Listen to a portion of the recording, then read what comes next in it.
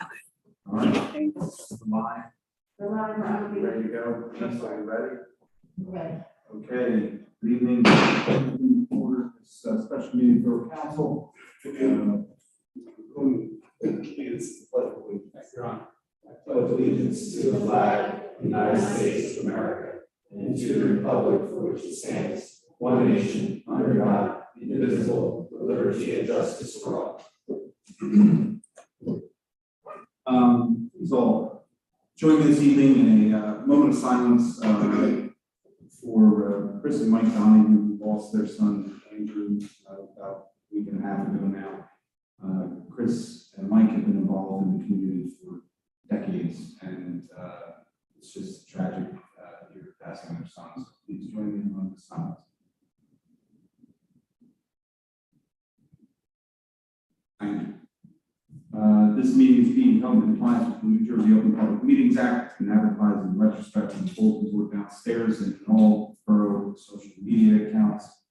I ask for those attending here in person that if you have cell phones, please put on silent.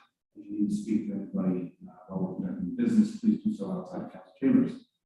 Roll call, please. Mr. Fitzgerald. Here. Mr. McLuhan. Here. Ms. Morales. Here. Mr. Curnow. Mr. Sprazza. Here. Mr. Woods. Present. We have quorum, Your Honor. Thank you very much. We'll move into the first item of business, public portion of the meeting. Anyone wishing to speak on any topic, please report, state your name and address for the record. Seeing none, we'll move on from the public portion of the meeting and move to the public hearing on ordinance 22-10 authorizing lease for FNB Hospitality for block 29, lot 2. Anyone from the public who's here wishing to speak on behalf of that ordinance, please come forward, state your name and address for the record. Hearing and seeing none, we'll close the public hearing on ordinance 22-10 and move to adoption of ordinance 22-10 authorizing the lease for FNB Hospitality for block 29, lot 2. I'll entertain a motion. Ms. Morales with the first, second, please conclude discussion. Discussion, roll call, please. Mr. Fitzgerald. Aye. Mr. McLuhan. Yes. Ms. Morales. Yes. Mr. Sprazza. Yes. Mr. Woods. Yes. Okay, thank you very much, council. Quickly, new business, here you'll see in the first reading of ordinances is ordinance 20-13, amending chapter 53, adding an article to parks. And while I don't actually anticipate the council is going to introduce that this evening, there is a draft ordinance that Mr. Higgins put together. And the purpose of that draft ordinance is to deal with how do we manage requests for use of facilities, any of our parks for public space, and manage them in a manner I think that's consistent with public policy, A, and B, with our surrounding communities and how they handle those. And specifically, I'm talking about entities that may want to utilize our park space or our public spaces for their private gain. We really don't have anything on our books right now, and I think we should probably be a little bit more express one way or another about how we want to handle this, because the issue has arisen previously, it's arisen now, and we really don't have a specific way in which we handle those. So I think that we should endeavor to have something in our ordinances that says, hey, you know, we either are or we aren't. As it's drafted now, it limits the use of those public spaces for events to nonprofits, government entities, things of that nature. But I would encourage council to look at that draft ordinance, see how we might want to move forward with that. I anticipate that we can introduce it probably on September 12th. But I do know it's clearly an issue that's ongoing here in the borough. And I think we have to find a way so that we can apply it evenly across the board. Because I'm concerned that we may be in a situation where we're looking at applications in a different light from time to time, and I wouldn't want us to have that position. So the draft, this is So the only draft that we have right now is in centerfold. We'll start doing That's that. right, I just wasn't sure about this. No, he had just sent it to me yesterday, I'm sorry, I thought maybe he sent it along. But there should just be a draft in there, it has to do with all of our parks and public spaces. It is in 2013.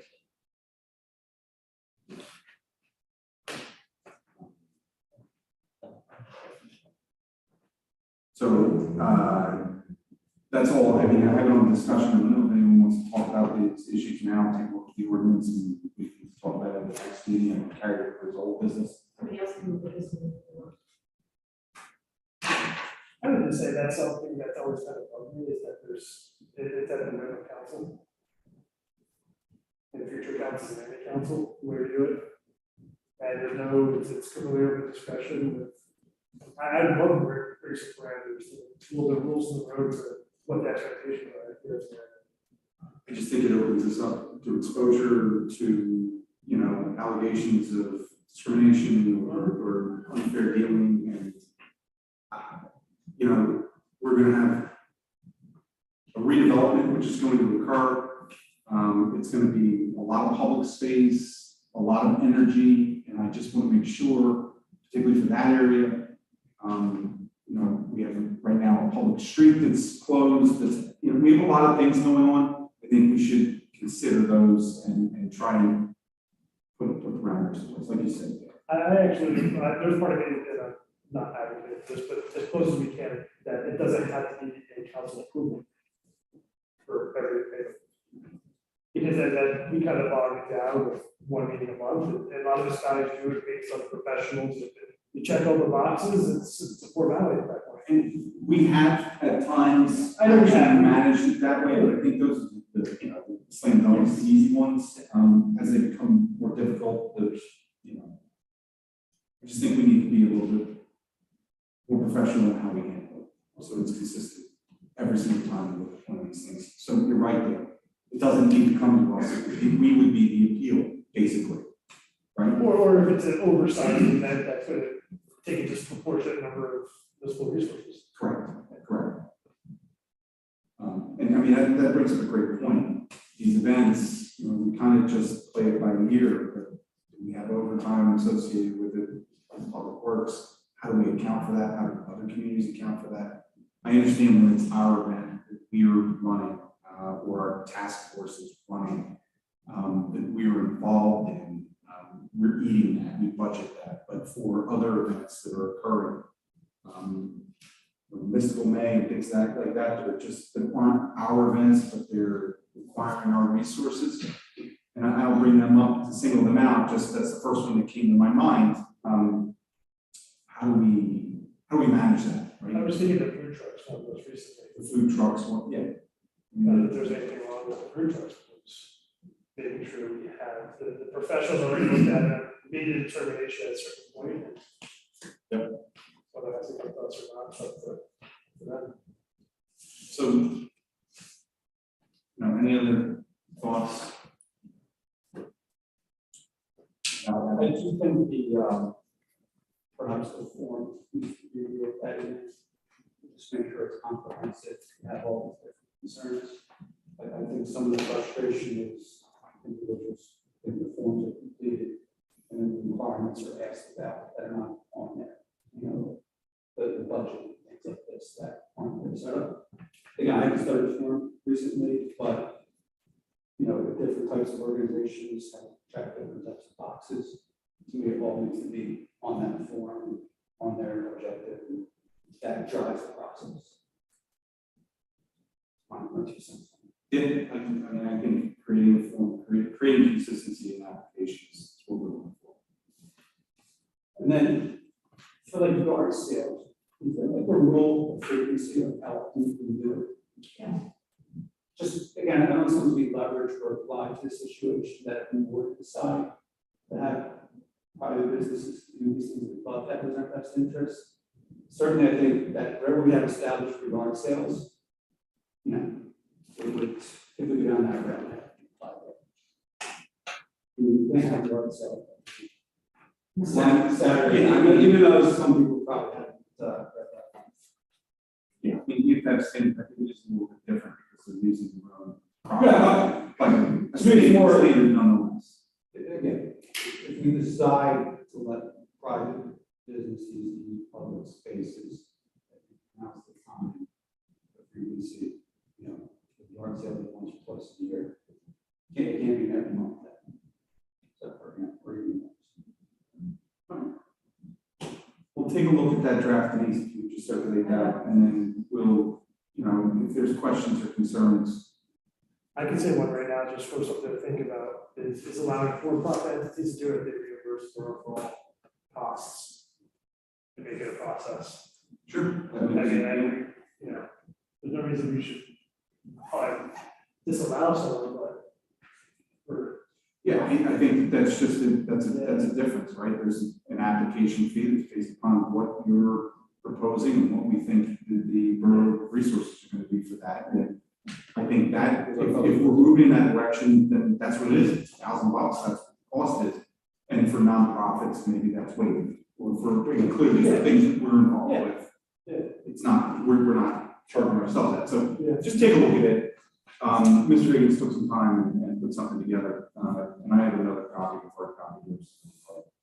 And then also, I sent these to all the clerks in Camden County and asked I asked them 5 questions and how they responded. I can report that back to you too, what they did in other towns. Just circulate that to council. Would you? And should there be some consideration of if it's a for-profit entity that's coming from within the borough versus outside of the borough, and should the rates be different for those two entities? I don't know. I don't know the answer to that. That's a complicated one. I You think know, if you're for-profit, making that money, you should be Well, part of it the same. are you saying so it's a for-profit and they're making money off of the event? So I mean, what if you're a for-profit, you're in a holding event that you're not charging? Still a for-profit entity. You would, The games people it's not want a to- charitable purpose, it's for-profit.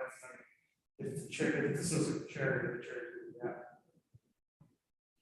There is a big tax. The bigger issue, I think that you, quite frankly, the scenario, Ray, that would come to mind is Beer Fest. Beer Fest is not just for the fire department, right? Half the money goes to a private entity who charges and then utilizes our street. And it's great that they have traditionally given half of the proceeds to the fire company, but what are our other costs associated with it? Are there other costs associated with it? I think they cover most of the costs associated with it. That's what they do. Most of the time. That's what they charge for the police, for that very reason. Correct, and so that's, you know, that's an example of something where we could be accused of saying, oh, well, you let the Blue Monkey do whatever they want, right? And now you're saying, I have to do this or I have to do that, because we don't have anything in place that says this is what it requires at the time. I mean, Blue Monkey's a local business, they're in town. Yeah, what I'm thinking that, I mean, indirectly, they are paying costs that an external entity would not. I mean, they're paying taxes. I So they are completely paying understand. for services where an external entity is not, which should they be? Then you're How gonna- do but we then you're getting- expect those, how do we budget for those anticipated? And so if we'll say the monkey, yeah, that one, the monkey pays taxes, but also they said for Beer Fest. And now are they covering the cost of, now we have that be 4 events with 2 off-duty officers, that's 8 officers. It would pay for each application. Yeah, but so we, you know, in some respects, we shouldn't be subsidizing, in my opinion, we shouldn't be subsidizing private ventures. Right. So actually, you're saying that they should cover all expenses. All expenses, I mean, I guess we can't, when we do our budget in spring, we're not gonna know that if an in-town business wants to hold an event that's gonna take 3 public works and 2 officers. that, You know, how do we account for that, even though they pay taxes, the taxes are already spoken for. So, I mean, and I think a lot of times we can help it out by involving either our public events or our task force to be included in some of these events somehow, so that we can give a like-kind contribution, reduce some of the costs potentially. But again, I think let's go back to the central tenet of this is let's create a standard that we can live live by, so that when we have, somebody come in and they want to do something, we are handling it consistent every single time. Because my concern is at this point, just based on recent history and everything that's going on, is that we're not always handling it the same way. Sometimes we do this and sometimes we do that, and I don't want to be in a bad situation. I don't think the borough should be in that position. Okay, and I agree that nonprofit should be held to the standard of that for-profit entity. Okay, great. Only other item is the first reading on the capital ordinance 22-12 for the 2022 capital ordinance. Councilman Brennan is not with us. Fortunately, he's away on vacation.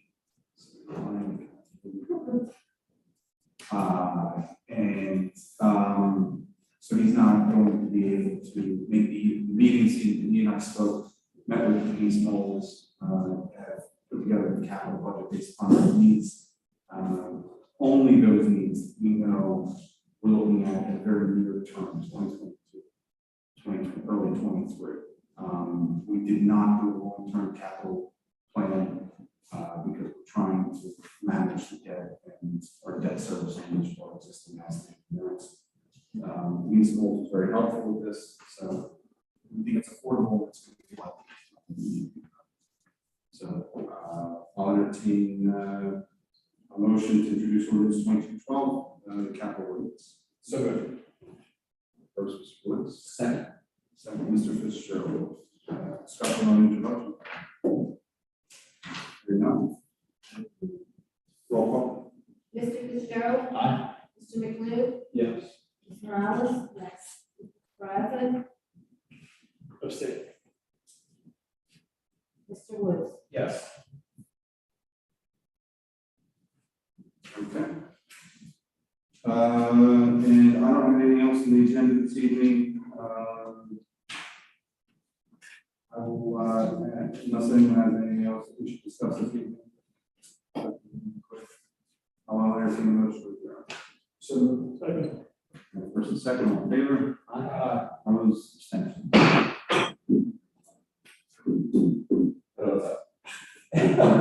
Thought there would be more to the agenda, so.